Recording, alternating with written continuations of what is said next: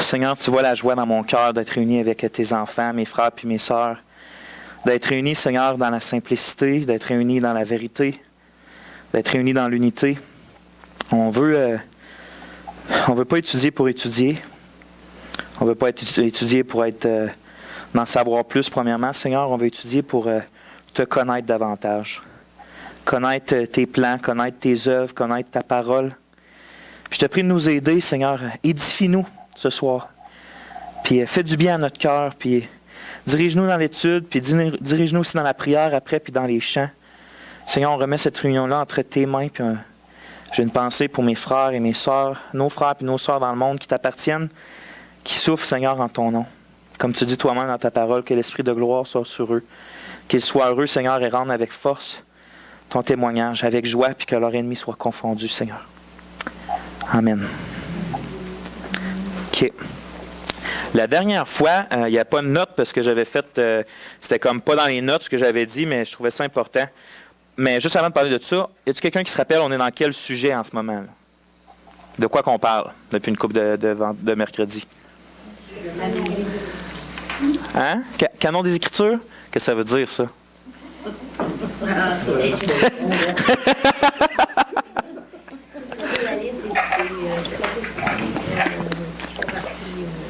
C'est ça. C'est de répondre à la question quel livre qui appartient à la Bible, quel livre qui ne lui appartient pas.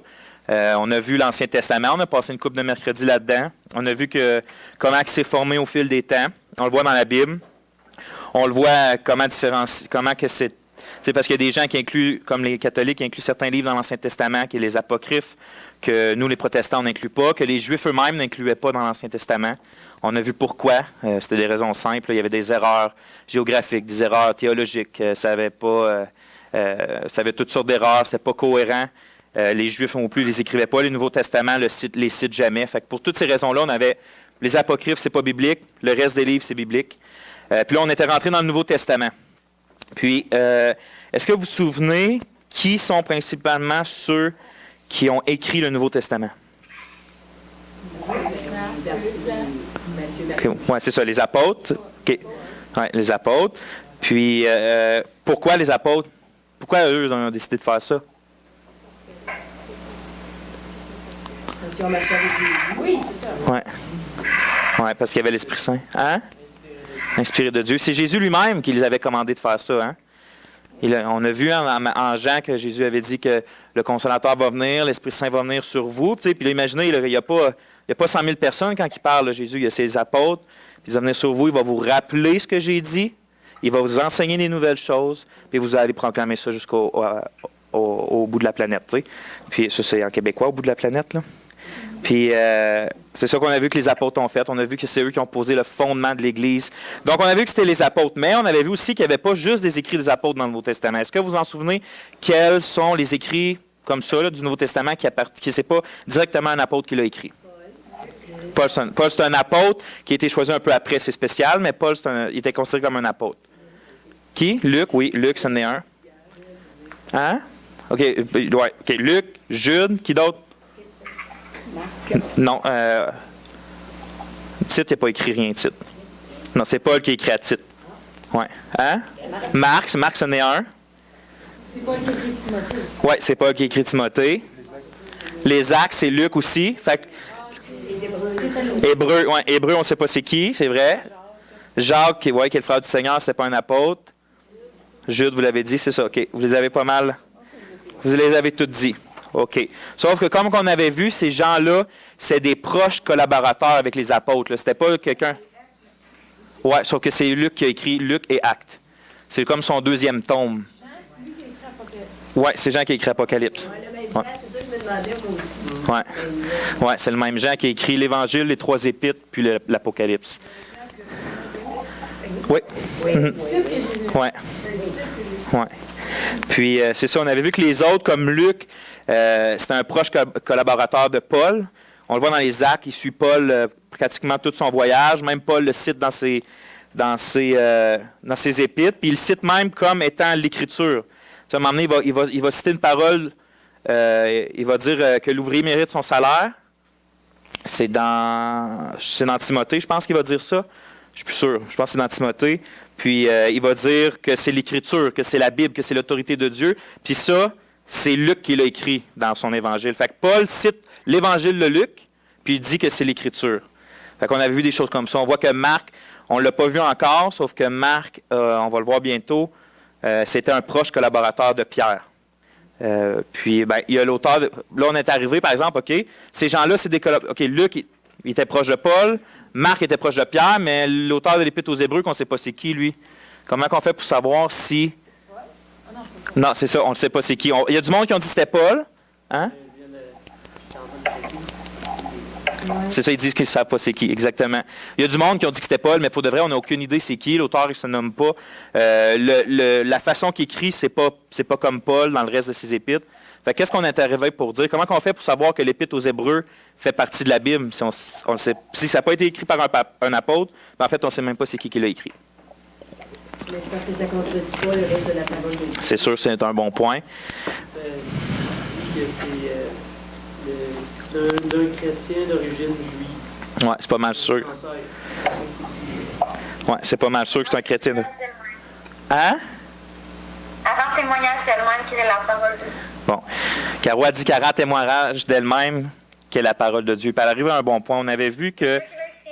Oui, c'est Dieu qui l'a écrit, c'est clair.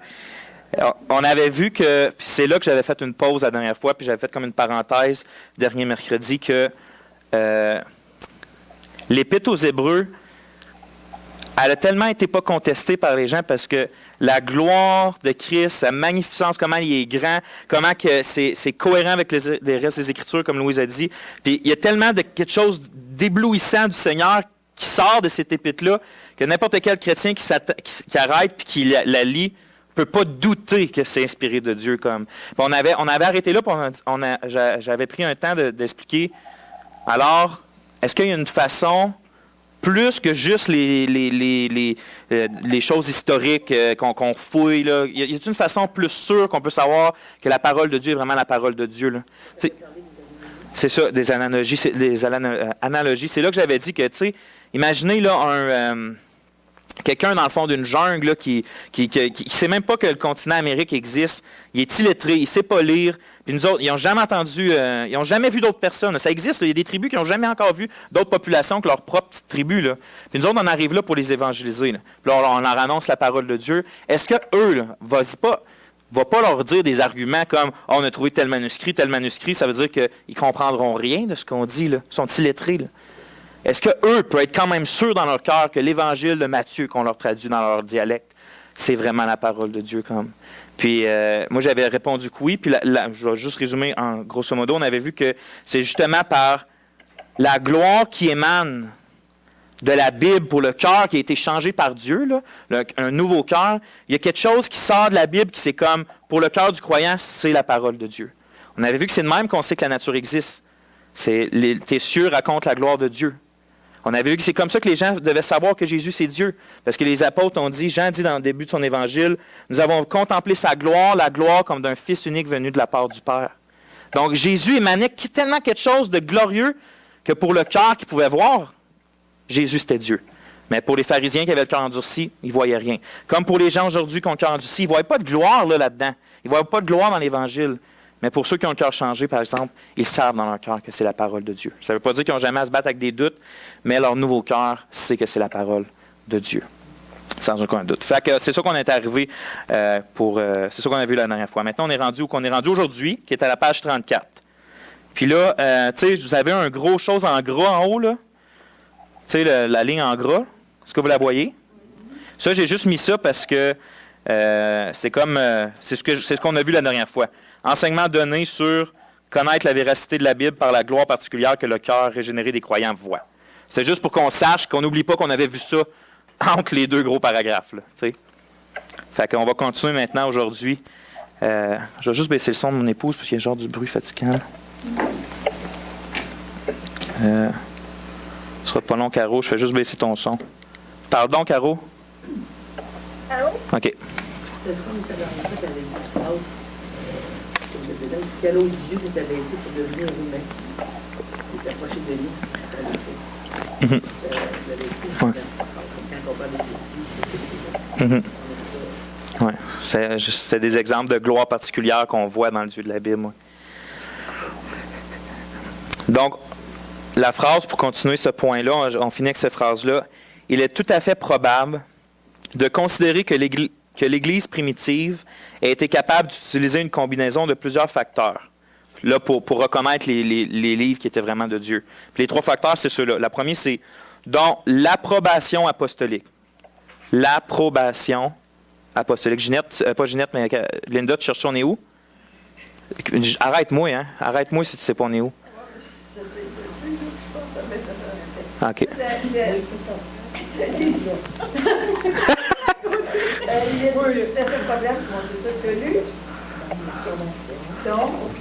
Ouais, l'approbation apostolique. Ça, c'est comme un des premiers critères, c'est que est-ce que c'est un apôtre qui l'a écrit? Ça vient-tu d'un apôtre? Est-ce qu'un apôtre a endossé ce qui est écrit comme Paul avec Luc puis Pierre avec Marc? Là? C'est le premier. Donc, l'approbation apostolique, c'est ça que ça veut dire. Parce que si ça venait d'un apôtre puis c'était clair, c'était automatiquement considéré comme étant la parole de Dieu, comme étant faisant partie du canon du Nouveau Testament. Là. Les gens savaient qu'il y avait un ministère particulier pour ça, comme les prophètes de l'Ancien Testament. Donc, l'approbation apostolique. OK. Le deuxième, la cohérence avec le reste de l'Écriture. La cohérence avec le reste, vous pouvez écrire de la Bible, le reste des Écritures.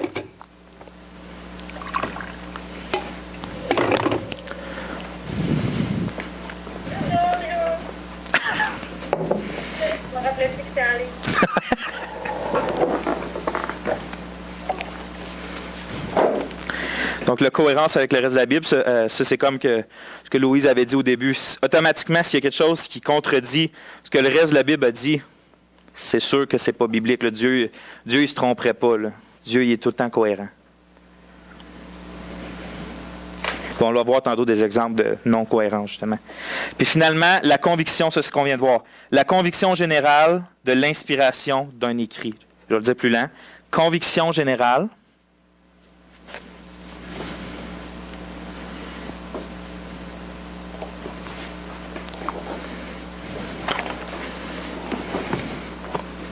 De l'inspiration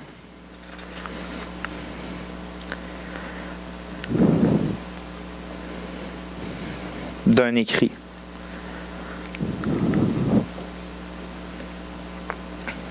Donc, c'est ça, c'est que c'est pas étonnant, c'est tout à fait possible que les gens, dans ce temps-là, quand il y avait des écrits qui circulaient, puis que, OK, c'est Paul qui a écrit ça, puis tu sais, c'est sûr que c'est Paul, puis en plus, ça fit avec toute la Bible, puis regarde c'est clair, c'est Dieu qui parle au travers ça, là, c'est trop glorieux.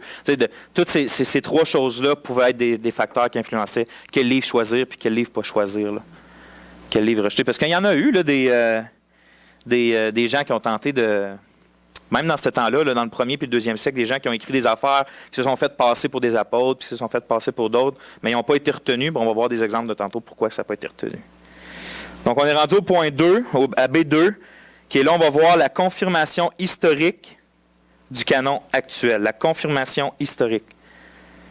Ce qui veut dire qu'on voit dans l'histoire que c'est quand qu'on voit que le canon qu'on a en ce moment, là, le Nouveau Testament, c'est confirmé que c'était celui-là. Là. C'est quand que ça a été fait.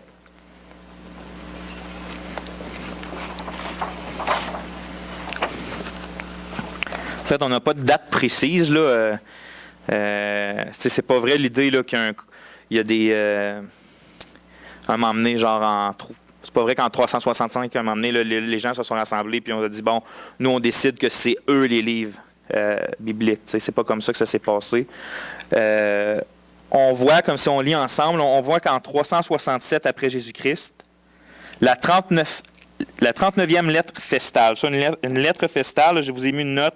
C'est des lettres qui étaient envoyées par des évêques d'Alexandrie à l'occasion de la fête de Pâques. Quand il y avait des pasteurs de cette place-là qui envoyaient des lettres, ça s'appelait des lettres festales. C'est juste ça, c'est un gros terme qui est... Ça se peut que ce soit ça, ouais. J'ai pas checké pourquoi, mais ça fait du sens. Ça se peut bien, oui. C'est vrai. La 39e lettre festale d'Athanas contenait la liste exacte des 27 livres du Nouveau Testament que nous avons aujourd'hui. C'était la liste des livres acceptés par les églises situées dans la partie orientale du monde méditerranéen. Excusez. 30 ans plus tard, en 397 après Jésus-Christ, le concile de Carthage représentant des églises situées dans la partie occidentale du monde Merci, je vais vous... OK, occidental du monde?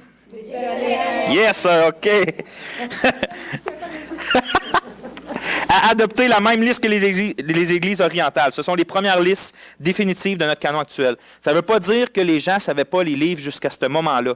Mais quand on regarde dans l'histoire et dans tous les vieux documents qu'on a, la première fois qu'on voit là, une liste, que quelqu'un dit « voici les listes qui sont la Bible », c'est là. Fait que c'est pas avant 367 que quelqu'un a décidé de mettre tous les livres un après l'autre et de dire « voici la liste ». Ça ne veut pas dire qu'il y a du monde qui ne l'ont pas fait avant, mais nous, historiquement parlant, on n'a pas un bout de papier qui montre ça avant là. Puis comme je vous ai dit, ils n'ont pas décidé quel livre. Ils ont juste nommé. Ils ont dit, voici nous, on se réunit, un concile, c'est ça, c'est des églises qui se réunissent, des responsables d'églises, puis qui disent, on veut écrire qu'est-ce que nous croyons que sont les livres présentement qui sont bibliques. Puis il y avait exactement, à ce moment-là, c'est quand même, là, ça fait longtemps, là, puis c'est, mettons, 300, c'est quand même 300 ans après... Paul, mais il y avait quand même, c'est les 27 livres du Nouveau Testament actuel qu'on avait. Fait que ça, c'est la première liste. Cependant, dans les premiers siècles et dans la suite, d'autres livres que le canon actuel ont été estimés par certains comme étant dignes d'être inclus. Mais la plupart contiennent des enseignements doctrinaux en contradiction avec les Écritures. Puis là, on va voir des exemples. Comme je l'ai dit au premier siècle, imaginez, mettez-vous dans ce temps-là. Il y a les apôtres qui écrivent des lettres. Puis qui les envoie. Fait qu'il y a des lettres. Puis, tu sais, vous en souvenez, Paul, il disait, quand vous l'avez lu, faites-la circuler. Puis c'est comme ça que ça se passait, là. Fait que les lettres se voyageaient, c'était pas email, là. C'était physique. Ils passaient les lettres, la lisaient devant l'assemblée, que c'était dans une maison ou peu importe. Puis là, ça se passait comme ça. Puis, des fois, il y a quelqu'un qui écrivait une lettre, puis qui pouvait se faire passer pour, on va le voir tantôt, l'évangile de Thomas. Puis qui avait été circulé, elle aussi. Puis là, les gens, ils se ramassaient avec des lettres de Paul, puis des lettres de même. Fait que là, imaginez, ils ont les deux de même. Là. Fait que là, on va voir comment ils font pour voir. C'est comme, y avait-tu des choses. C'était-tu clair que cette lettre-là, là, de l'Évangile de Thomas, c'était comme pas biblique? Puis on va le voir que oui. C'est ça. Puis tu sais, juste pour vous dire, quand on dit que la liste de tantôt, là, en 367, moi, j'ai pas pu confirmer l'information, fait que je prends un recul là-dessus, là, mais c'est pas la première fois que j'ai entendu dire que. Tu sais, quand on parle des pères de l'Église, je dis souvent ça. Quand on parle des pères de l'Église, là, on parle de les écrits, des gens qui ont écrit entre 90, mettons, après Jésus-Christ, puis 200 après Jésus-Christ. On parle de tous ces gens-là, ces chrétiens-là, qui ont écrit dans le siècle qui ont suivi les apôtres. C'est ce qu'ils ont écrit beaucoup. Il y a des gens qui ont écrit, qui ont commenté la Bible. Puis tout ça, on appelle ça les pères de l'Église. C'est comme, on peut dire, c'est les disciples des apôtres, tu sais. Il y en a qui étaient dans l'erreur là-dedans, il y en a qui n'étaient pas dans l'erreur, ils n'ont pas nécessairement rajouté des choses. C'était juste les premiers croyants, dans le fond. C'est les premiers écrivains chrétiens. Puis il y en a qui étaient dans l'erreur, comme il y en a aujourd'hui des écrivains chrétiens qui sont dans l'erreur aussi. Mais il y en a qui étaient vraiment dans l'erreur, mais il y en a d'autres qui on va en avoir un, Clément de Rome, c'est le pasteur de Rome, probablement le successeur de Pierre, puis il sait très bien ce qu'il écrit, là. Il n'écrit pas des folies comme. Mais je veux juste vous dire que quand on parle des pères d'Église, on parle de ces gens-là qui ont écrit dans le premier siècle, qui ont suivi les apôtres. Puis un expert dit, comme je dis, moi je ne suis pas expert, je n'ai pas vérifié ça, fait que je garde un recul. Mais il dit que si on prend tous les écrits des pères de l'Église, on est capable de reconstituer, quand il cite le Nouveau Testament, on est capable de reconstituer tout le Nouveau Testament, sauf 11 versets. C'est juste pour vous dire que même s'il n'y avait pas de liste officielle, tu vois, juste par leur écrit, quel livre était considéré comme biblique, parce que tu peux reconstituer tout le Nouveau Testament qu'on a actuellement. Puis qu'eux autres, ils disent c'est les Écritures, là, même s'ils ne font pas une liste officielle. Fait que c'est juste pour dire que c'est une information quand même... Mais je n'ai pas pu la vérifier, j'ai pas le temps de faire ça, de tout lire les affaires. Là. Fait que, mais ça fait longtemps que ça circule, cette pensée-là. Mais on va lire l'exemple, le pasteur d'Hermas. Là, on est dans le milieu du paragraphe. Là. Le pasteur d'Hermas. Si vous lisez la note là en bas, le pasteur d'Hermas est une œuvre chrétienne de langue grecque datée du début du 2e siècle. par exemple, enseigne que la pénitence, je veux dire faire de punition, la pénitence est nécessaire et que le croyant ne peut faire pénitence qu'une seule fois après son baptême. L'auteur semble soutenir que la Trinité n'est venue à l'existence qu'après que la nature humaine du Christ a été enlevée au ciel. Le gars est en train de dire que dans le fond, pour être sauvé, il faut que tu aies une certaine forme de pénitence, mais tu as juste droit à faire ça une fois après que tu sois sauvé. Puis il est en train de dire que la Trinité a juste été en place quand Jésus est monté dans les cieux après sa résurrection. Vous voyez que ça ne fit juste pas avec l'enseignement du Nouveau Testament. Là. C'est juste contraire, mais ça, c'est juste un exemple. Puis là, je pars à rire parce que ce qu'on va lire dans l'Évangile de Thomas, là, à cause que hier, j'ai été, pour de vrai, sans vous niaiser, 15 minutes à rire dans mon bureau tout seul quand j'ai lu ça. Mais c'est... Ah ouais, mais...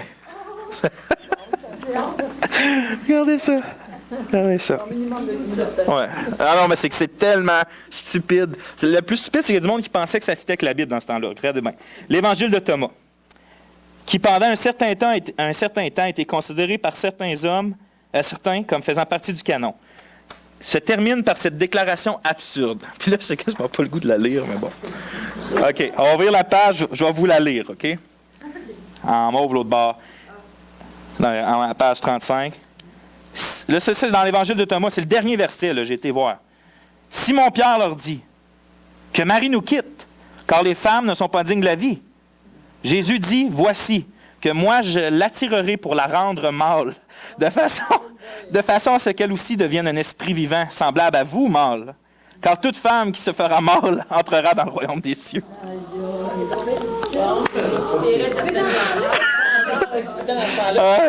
Non mais, come on, tu sais. Je sais, non, mais imagine, tu sais. Je lisais ça, puis j'en reviens pas que ça l'ait. Puis pour de vrai, il y a des gens dans ce temps-là qui... Tu sais, c'est des gens qui ne connaissaient pas le reste des Écritures, là, mais tu sais, quand je dis qu'il y a des gens qui considéraient ça comme faisant partie du canon, c'était pas les plus hautes là, dans le monde chrétien de ce temps-là, là, ouais. Tu sais. Mais c'est juste pour dire que, comme tu vois, puis c'est sûr, c'est pas Thomas qui l'a écrit, là, ça a été écrit, c'est daté d'environ du deuxième, justement, milieu, puis fin deuxième siècle. Puis tu le vois tout de suite que ça ne fit juste pas avec la Bible. Là. Jamais dans la Bible, ça serait écrit ça. Il y a du monde qui serait content, par exemple, aujourd'hui, d'avoir ça dans la Bible. Bon. On va, ouais. Non, c'est ça, non, c'est ça. Non, c'est quelqu'un qui se faisait passer pour lui, par exemple. Oui, c'est ça. Oui. Parce que je me posais la même question. OK. L'Évangile de Thomas, c'est pas Thomas. Mêlé, Thomas? Oui, non. Je veux dire, quelqu'un qui a pris à quoi sans voir. Oui. Surtout que je pensais qu'avec l'affaire qu'on vient de lire qui était absurde, je me disais, comment ça, l'Évangile de Thomas, c'est quelqu'un qui a rajouté ça, mais c'est pas son Évangile. Non, c'est juste pas lui. Tu sais, comme il y a 114 versets, là, c'est pour ça le 114, c'est le verset 114, puis... Non, c'est quelqu'un... C'est partie des livres apocryphes, lui? Non, c'est ça, le Nouveau Testament, en tant que tel, il n'y a pas de livre apocryphe. Oui, parce que comme même les catholiques ils ont le même Nouveau Testament que nous. Là. C'est vraiment l'Ancien Testament qu'eux, ils incluent des livres dedans qui sont, on dit apocryphes parce qu'ils font pas partie du canon. Mais c'est juste des livres, moi j'appelle ça, c'est des niaiseries. On va les appeler des niaiseries. Mais c'est des livres non canoniques. Là. Il y en a un autre, on va dire un autre exemple. Pour ce qui est de la ouais, mais il y a une façon de le dire. On va dire détaché, mais je pense que c'est ditaqué qu'on dit, mais bon, détaché. Ça, je vous ai mis une petite note juste pour vous dire c'est quoi. Là. C'est un document chrétien très ancien, écrit en langue grecque. Détaché veut dire enseignement. Et son auteur prétend que cela contient l'enseignement des 12 apôtres. Paradoxalement, aucun apôtre n'y est cité ou mentionné. Il date pour de vrai là, quasiment début 2e siècle, là, ça veut dire des années, genre mettons 105, 110. Là, c'est vraiment, vraiment ancien. Là, c'est quasiment aussi ancien. Ça a été écrit juste après l'Apocalypse. C'était Apocalypse 90, 100 après Jésus-Christ. Puis ça a été écrit juste après. Là, fait que c'est vraiment ancien. Puis on va lire ce que j'ai écrit. Pour ce qui est dit taché, bien que l'inclusion de ce document dans le canon n'a pas été envisagée au début de l'histoire de l'Église, de nombreux spécialistes l'ont considéré comme un texte très ancien et certains le citent aujourd'hui comme s'il s'agissait d'un témoignage sur l'enseignement de l'Église primitive équivalent aux écrits du Nouveau Testament. Ça, c'est des gens en ce moment, là, des spécialistes actuels, là, que quand ils disent ça, ben, ils disent « Ah non, ça l'explique bien ce que c'est le Nouveau Testament, puis ça fit, puis c'est égal au Nouveau Testament. » Mais, bon, c'est ça. Ce document-là, il est découvert en 1875 dans une bibliothèque de Constantinople. Il date probablement du 1er ou du 2e siècle après Jésus-Christ. Pourtant, il ajoute au commandement du Nouveau Testament ou les contredit à maintes reprises. Par exemple, il a demandé aux chrétiens de jeûner avant de se faire baptiser et de se faire baptiser dans de l'eau vive, de prier le Notre Père 3 fois par jour. Les personnes non baptisées sont exclues de la scène et des prières étrangères au Nouveau Testament sont données comme modèle pour la célébration de la scène. Les apôtres n'ont pas le droit de rester plus de 2 jours dans la même ville. Là, une petite parenthèse, or, Paul est resté 1 an et demi à Corinthe et 3 ans à Éphèse, fait que c'est un peu bizarre. Les prophètes qui parlent dans... Ça, c'est typique des faux écrits, là.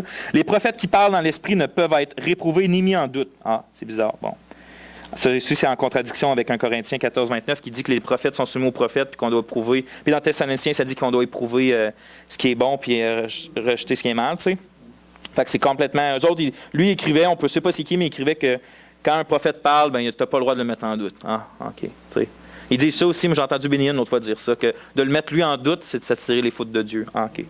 C'est bon. Certains catholiques aussi, dans le curé, il ne fallait jamais goûter ce qui était dit en avant, à la chair. Oui, c'est ça. C'est typique de l'erreur. T'sais. La Bible, c'est la parole de Dieu, puis ça dit que c'est sage comme les Béréens de sonder les Écritures pour savoir ce qu'on nous dit c'est vrai. Puis quand tu as des faux prophètes qui se présentent, c'est comme si tu me mets en doute, c'est de mettre en doute Dieu.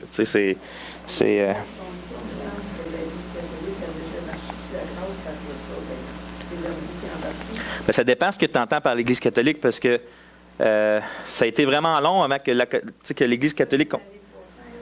Ben, c'est à cause que ça a été un long processus où que c'est des églises chrétiennes là, qui se sont... que ça allait bien, puis qu'à un moment donné, finalement, quand ils ont eu le droit, quand c'est une religion libre, à Rome, puis tout ça, mais ça fait que là, les chrétiens étaient bien contents, puis tout ça, puis ça finit même à se mixer avec la politique puis avec l'État. Puis c'est là que ça commençait à dégénérer. Mais tu sais, il n'y a pas eu une date où il y a eu une séparation. Il y a eu les vrais chrétiens et l'Église catholique. Ça s'est formé tranquillement, où il y avait des hommes de Dieu là-dedans, puis il y a eu de l'erreur qui est rentrée tranquillement. Finalement, c'est devenu vraiment une grosse chose d'erreur jusqu'à la Réforme dans les années 1500, début 1500, où les protestants se sont séparés. Oui, Luther, oui, c'est ça. Ça a commencé un peu avant, mais c'est lui qui a été vraiment le coup de pouce, le canon. Fait que c'est ça. On va continuer. On était rendu à la dernière phrase. Le salut, on est encore dans la détachée, là, des exemples.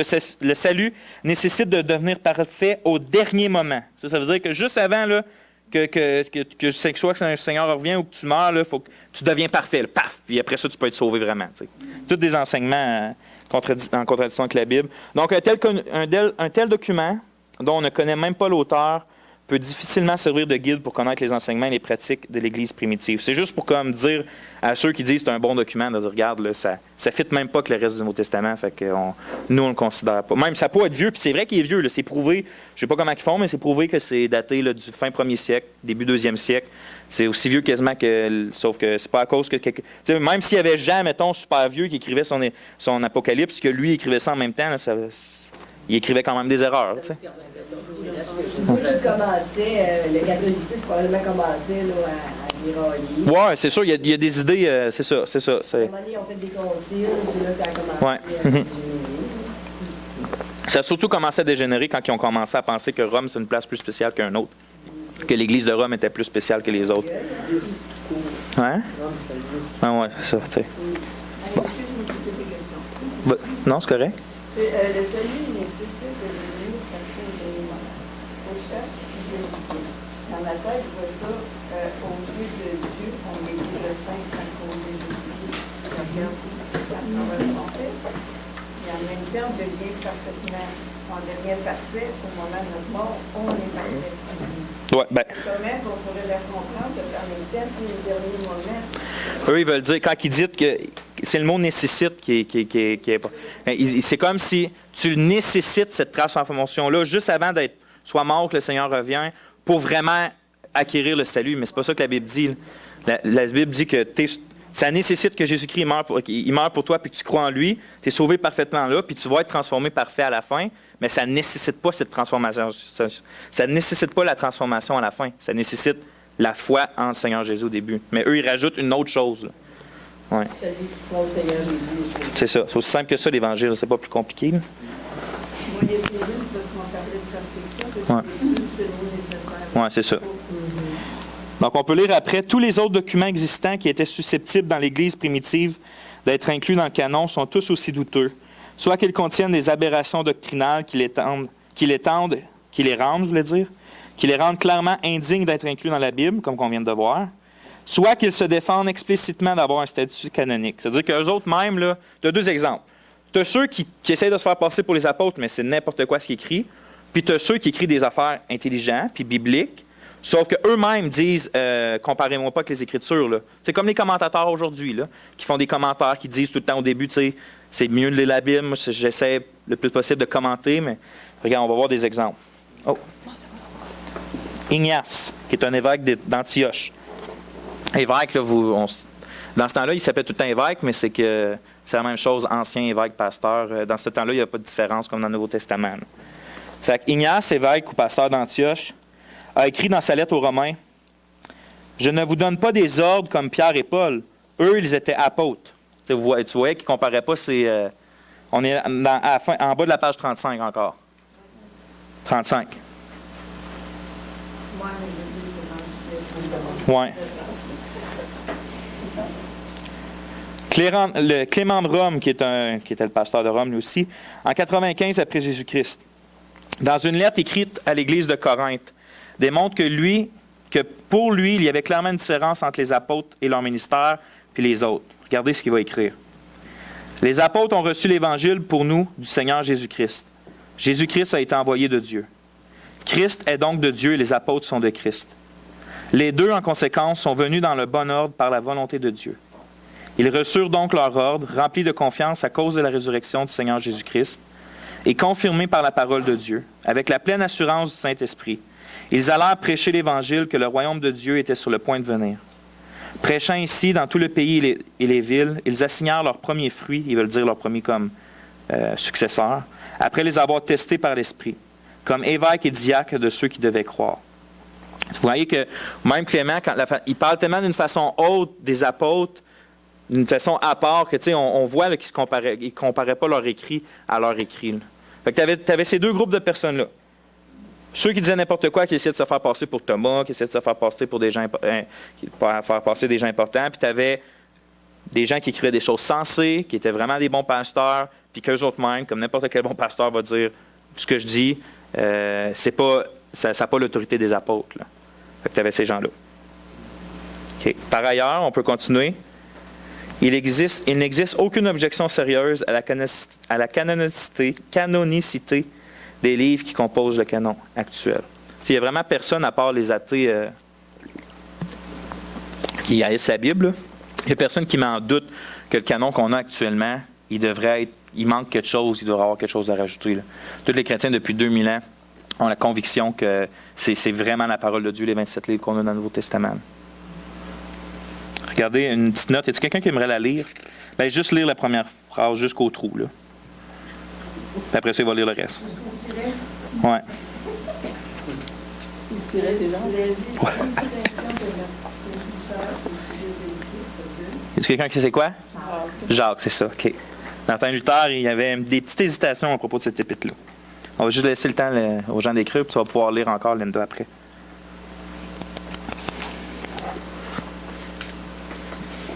sont assez compréhensifs et pardonnent la controverse doctrinale dans laquelle ils étaient engagés, mais de telles hésitations n'étaient de toute évidence pas nécessaires. Attendez une seconde. Est-ce que vous savez c'était quoi un peu les controverses qui concernaient Luther, puis la réforme, puis tout ça?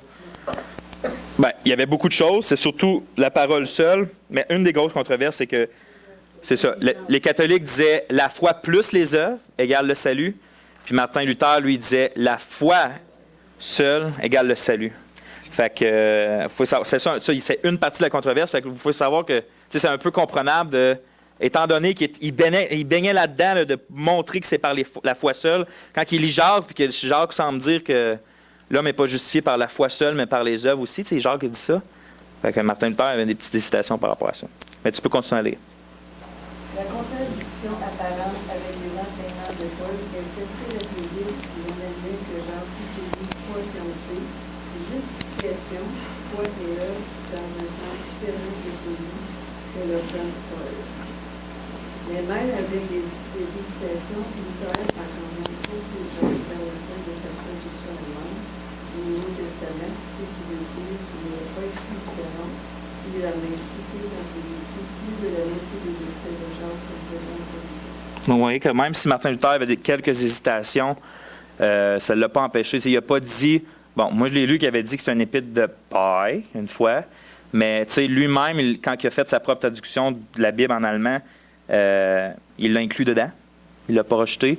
Puis, en fait, dans tous ses écrits, on voit qu'il en cite beaucoup quand même, comme l'épître de Jacques comme faisant autorité. Fait que, tu sais, il avait un cœur régénéré. Puis, même si dans sa chair, il doutait certaines choses, son cœur régénéré était capable de voir que c'est quand même la parole de Dieu, là.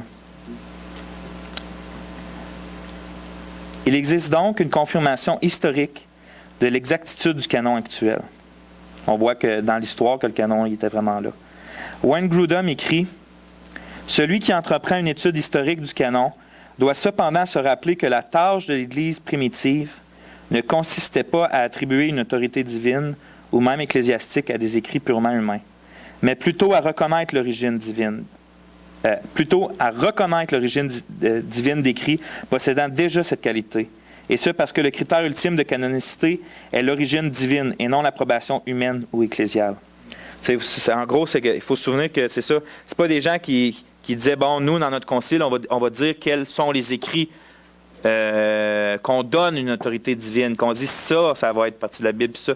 Le but, c'est de reconnaître quels sont les écrits que Dieu nous a donnés pour. Puis nous, on ne veut pas prendre un move par nous-mêmes, là, on ne veut pas décider. On veut juste trouver c'est lesquels. Puis c'est ça le but, c'est de trouver lesquels Dieu sort de ça, la pure évangile, puis qui vient d'un apôtre. C'est le livre qu'on suit. C'est un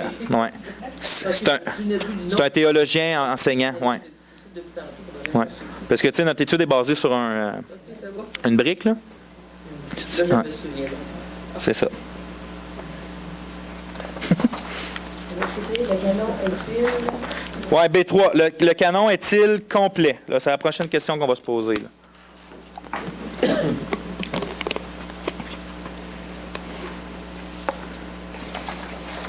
Le canon est-il complet?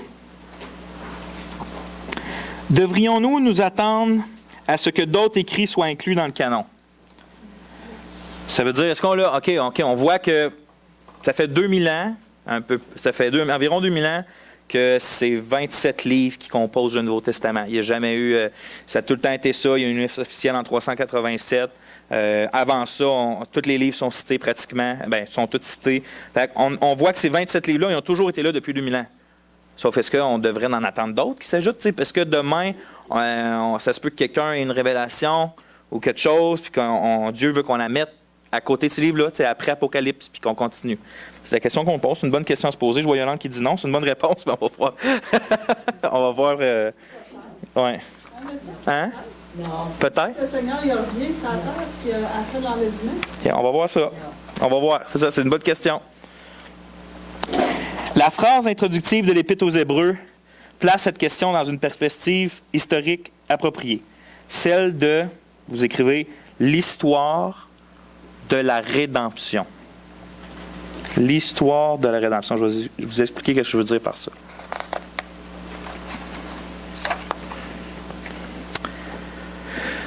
L'histoire de la rédemption, quand on parle de ce terme-là, de l'histoire du plan rédempteur de Dieu, de l'histoire de la rédemption, on parle du plan de Dieu depuis toute éternité de se sauver un peuple pour sa gloire, puis comment ce plan-là prend place au fil de l'histoire biblique. C'est ça le plan de la rédemption, okay, l'histoire de la rédemption.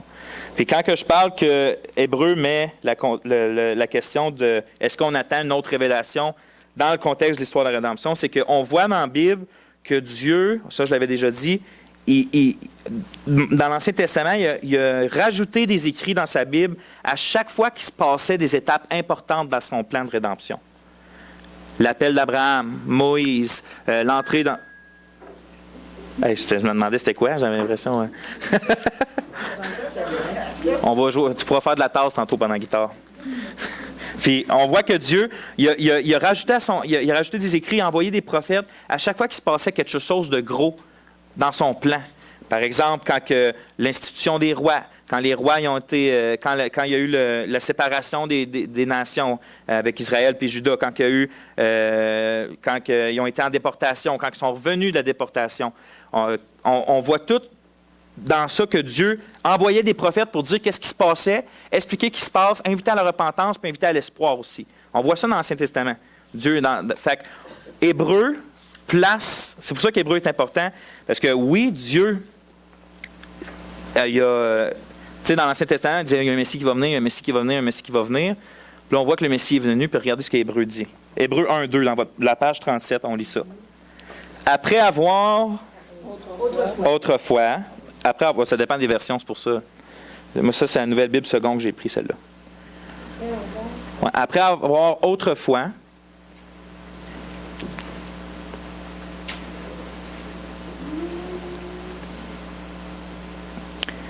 à bien des reprises et de bien des manières, parlé au Père par les prophètes, Dieu nous a parlé en ces jours qui sont les derniers.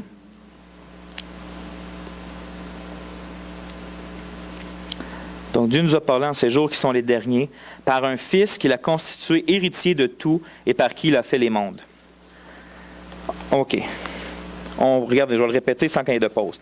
Après avoir autrefois, à bien des reprises et de bien des manières, parlé au Père par les prophètes, Dieu nous a parlé en ces jours qui sont les derniers, par un Fils qu'il a constitué héritier de tout et par qui il a fait les mondes. Le contraste, là, de la manière, le contraste entre la manière dont Dieu a parlé autrefois par l'intermédiaire des prophètes et la manière dont il l'a fait plus récemment en ces jours qui sont les derniers, laisse penser que ce que Dieu nous a dit par son Fils, c'est le point culminant de l'histoire de la rédemption, puis c'est sa dernière et principale révélation à l'humanité. Je vais vous dire dans mes mots. Ce qu'on attendait dans l'Ancien Testament, puis surtout là, les derniers écrits, là, avec tous les derniers prophètes, puis là, le fait que le peuple il est parti, il est revenu, il n'y a plus de temple, il n'y a plus rien. Ils attendaient de quoi? Dieu leur disait qu'il allait arriver de quoi? Le fils de David allait venir, le roi allait venir, le prophète allait venir, le Messie allait venir. Il y a quelqu'un qui allait venir, Dieu allait venir lui-même. C'est toutes des prophéties qu'il y a. Fait qu'eux, là, ils attendaient de quoi d'autre? Puis cette chose-là est arrivée, puis c'est le Seigneur Jésus. Puis quand on voit le Seigneur Jésus, puis tout ce que les apôtres écrivent sur lui, on le voit que c'est la révélation ultime de Dieu. Lui qui a vu Jésus a vu Dieu. Puis on voit dans Hébreu, puis dans tout le reste du Nouveau Testament, qu'il est venu tout accomplir ce que l'Ancien Testament disait, que ce soit le temple, que ce soit ce que Canaan représentait, ce que les rois représentaient, ce que Moïse représentait. Jésus, c'est juste l'accomplissement des images, des ombres que l'Ancien Testament était. Fait que c'est vraiment le point culminant. La Bible est claire.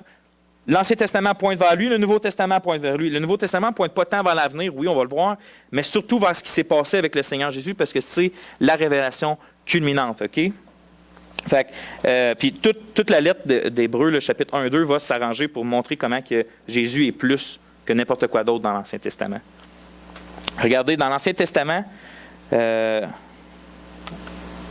va lire notre deuxième paragraphe. Dans l'Ancien Testament, Dieu envoyait constamment des prophètes pour parler à son peuple. Et ces prophètes avaient toujours les mêmes messages. Et tu peux ressentir dans leurs messages que quelque chose s'en vient, que le peuple doit se confier en l'Éternel et attendre. Presque chacun d'entre eux a constamment répété au peuple que quelqu'un allait venir, que ce soit le Messie, le roi, le fils de David ou un prophète spécial de la trempe de Moïse. Tout dans l'Ancien Testament portait vers l'avenir, que ce soit la terre promise, le temple, la royauté, les sacrifices. Et donc, les croyants de l'Ancienne Alliance devaient s'attendre à une nouvelle révélation et une extension du canon. Eux, là, ils attendaient de quoi de gros? Quelqu'un qui était comme Moïse. C'est ça que Moïse dit, un prophète comme moi. Fait que c'est normal qu'eux s'attendaient qu'il y ait une des nouvelles révélations. Là. Ils s'attendaient à un Messie. Le Messie apportait les nouvelles révélations. Mais ce n'est pas le cas pour les croyants de la Nouvelle Alliance, qui est nous. Toutes les ombres de l'Ancien Testament sont maintenant accomplies. Le Christ, le roi, le fils de David, le prophète plus grand que Moïse, est venu et a pleinement révélé le Père. et il a accompli la rédemption de son peuple, ou le salut de son peuple. Et contrairement aux prophètes de l'Ancien Testament, qui étaient choisis et envoyés à différentes époques, les apôtres ont tous été choisis, formés et envoyés en la même époque. Christ a choisi ses apôtres pour connaître et faire connaître toute sa révélation, et ils ont accompli leur mission, le Nouveau Testament. Regardez bien. Il y a du monde qui, tu sais, comme, est-ce qu'on doit attendre une nouvelle révélation? Ce qu'on voit dans le Nouveau Testament, c'est que on n'a pas à attendre quelque chose de plus grand que Jésus-Christ lui-même, que Dieu fait chair sur terre. Puis tout le Nouveau Testament, là, il s'arrange juste à une chose, c'est de nous révéler plus qui qu'il est, lui. Puis nous faire comprendre plus qu'est-ce qu'il a fait à la croix. Fait que d'attendre qu'on attend un autre canon, ça veut dire qu'il y aurait quelque chose d'encore plus grand que Jésus-Christ qui nécessiterait une autre révélation. Ce qui c'est juste impossible. Là. Il n'y a pas de chose plus grande que Jésus-Christ. C'est le point culminant du plan de Dieu.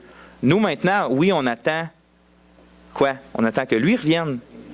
On attend qu'il vienne nous chercher et qu'il mette fin à cette paix-là. Mais on n'attend pas quelqu'un d'autre. On n'attend pas quelque chose. On attend juste qu'il vienne nous chercher, qu'il vienne établir son royaume. Mais même ça ne nécessite pas une nouvelle révélation. Il nous l'a déjà révélé. C'est pourquoi que Jude peut écrire, regardez le petit verset à la fin, là.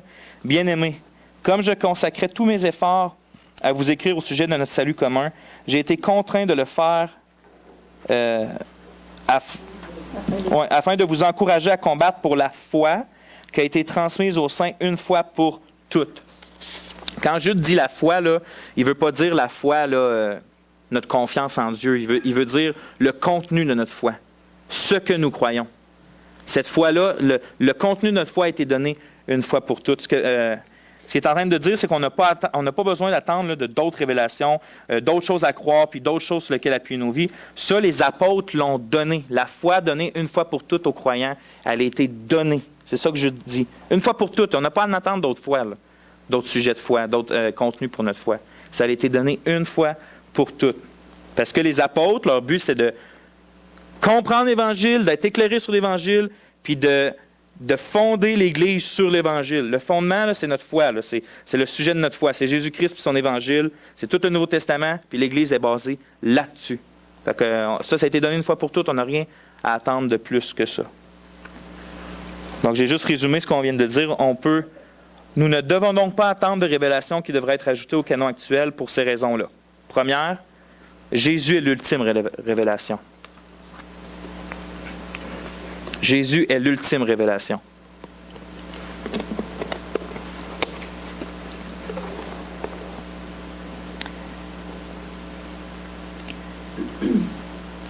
Jésus est l'ultime révélation. Comme j'ai dit, une nouvelle signification. Je voulais dire une nouvelle révélation. Je ne sais pas pourquoi j'ai écrit ça. Une nouvelle révélation. Je vais me prendre une là. Révélation signifierait que quelque chose de plus grand que la venue du Fils de Dieu dans le monde et la rédemption de son peuple doit arriver. Ouais, c'est ça. Ça voudrait dire que quelque chose de plus grand que ça devrait arriver pour qu'on ait besoin de quelqu'un nous l'explique dans les Écritures. Vous comprenez pourquoi, c'est quoi le but de cette phrase-là? Ou je sais trop dite croche, là? OK. C'est ça le but de la Bible au complet. Dieu va venir arranger le problème de son peuple, de ses péchés, puis de sa séparation avec lui. Dieu est fini par le faire dans la personne de son Fils Jésus. Puis, pouf, la boucle est comme bouclée. Là, on attend juste la pleine réalisation, mais il n'y a pas rien d'autre à attendre.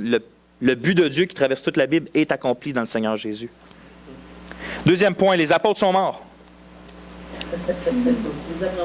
Ouais, non, mais du monde qui a l'air d'avoir oublié, par exemple. Les apôtres sont morts. Ils sont morts, mais ils sont vivants quelque part. Là. Mais ils ne sont pas morts, mais ils ne sont plus là. Ouais. Ils vont ressusciter, en tout cas. Les apôtres sont morts. C'est eux qui devaient fonder le témoignage de Christ, et c'est Christ lui-même qui les a tous choisis. Personne ne peut s'auto-proclamer apôtre, et ce ministère particulier s'est terminé avec la mort du dernier apôtre.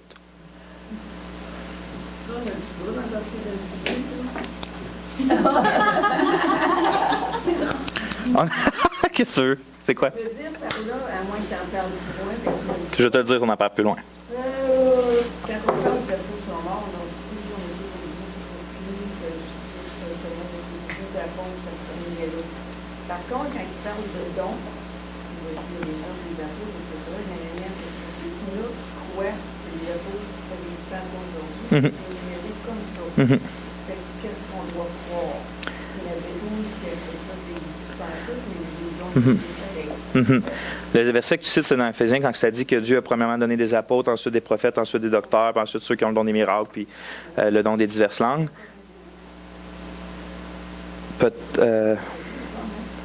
Oui, parce que je me trompe. Je me trompe avec quand ça dit que Christ est monté dans les hauteurs puis qu'il a donné des dons aux hommes. Je pense que tu as raison.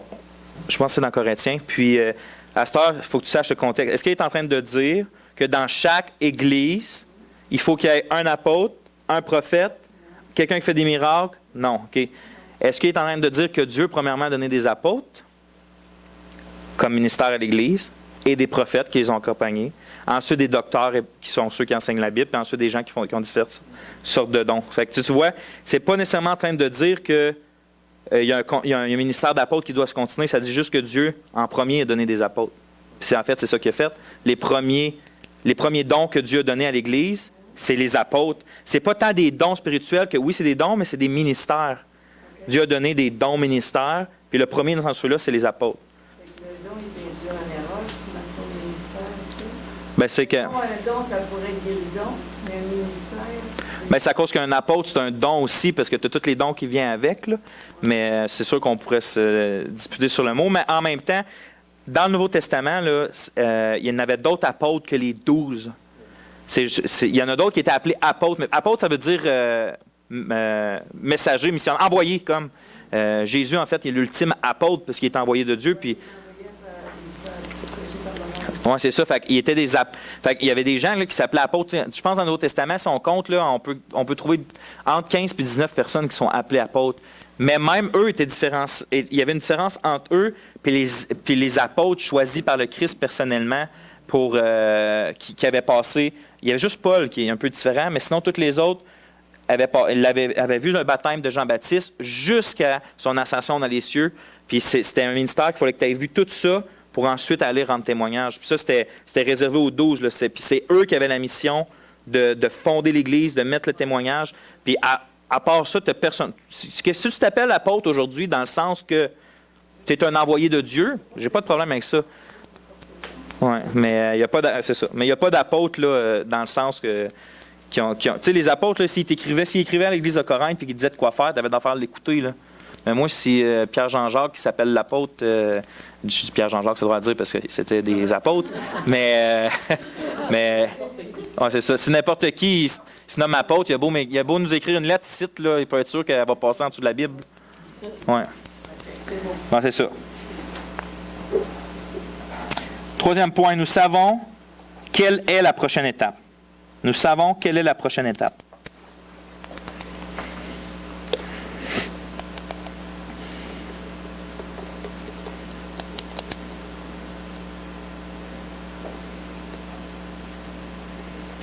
Jésus nous a tout dit d'avance et ne nous a rien caché de ce qui s'en vient.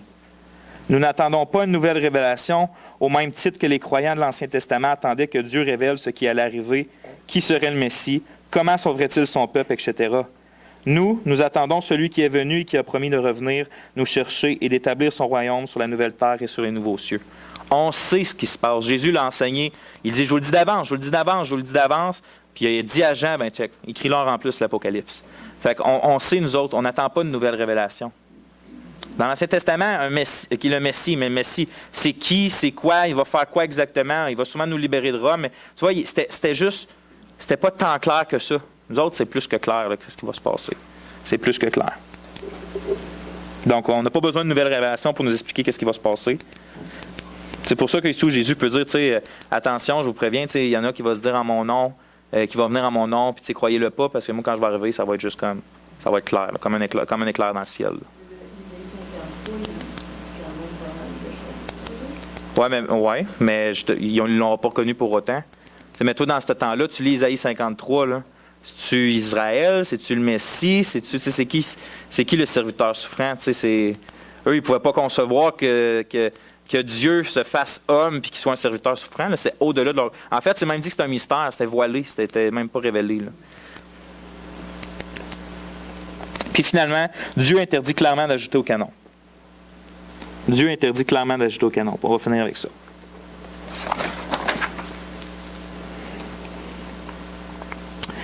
Nous lisons dans Apocalypse... Moi, je vais attendre. Oui, moi, je vais attendre. C'est plus long que l'autre phrase. Dieu interdit clairement d'ajouter au canon ou à la Bible, au Nouveau Testament.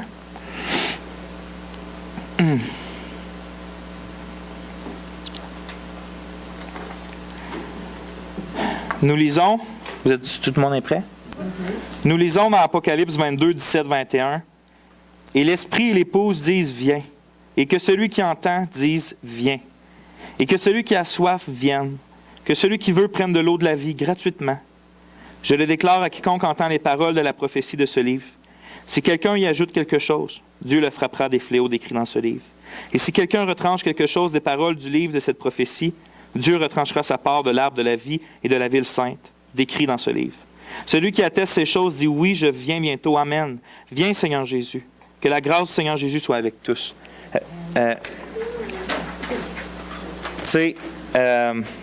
C'est clair que, contextuellement parlant, là, quand il dit si quelqu'un y ajoute quelque chose, il parle du livre d'Apocalypse, premièrement. Il dit quelque chose retranche à cette prophétie, c'est la prophétie du livre d'Apocalypse. Sauf que c'est tellement clair que le livre d'Apocalypse, c'est le dernier livre de la Bible. Aussi que c'est clair que la Genèse, c'est le premier livre. Les autres livres, c'est pas si important s'ils bougent, hein? Les autres livres, que tu places un roi après l'autre, puis même si tu mettrais Paul après Jacques, c'est pas... Mais Genèse et Apocalypse, c'est comme clair pour tout le monde que Genèse, il va au début, puis qu'Apocalypse va à la fin. Parce que Genèse décrit le début, puis Apocalypse décrit la fin. Fait que c'est juste clair que ça met comme un point d'exclamation à la prophétie de Dieu. Puis quand il dit que quelqu'un n'ajoute pas, oui, c'est le livre principal, c'est le livre d'Apocalypse, mais c'est clair que ça l'inclut par définition tout le reste de ce qui le précède, parce que c'est l'Esprit de Dieu qui l'a inspiré. Puis si l'Esprit de Dieu dit de ne pas ajouter à ce livre-là, ben tu ne dois pas ajouter non plus à son autre livre qui a inspiré. Donc, c'est les 4 points. C'est fini pour aujourd'hui. On va continuer la semaine prochaine.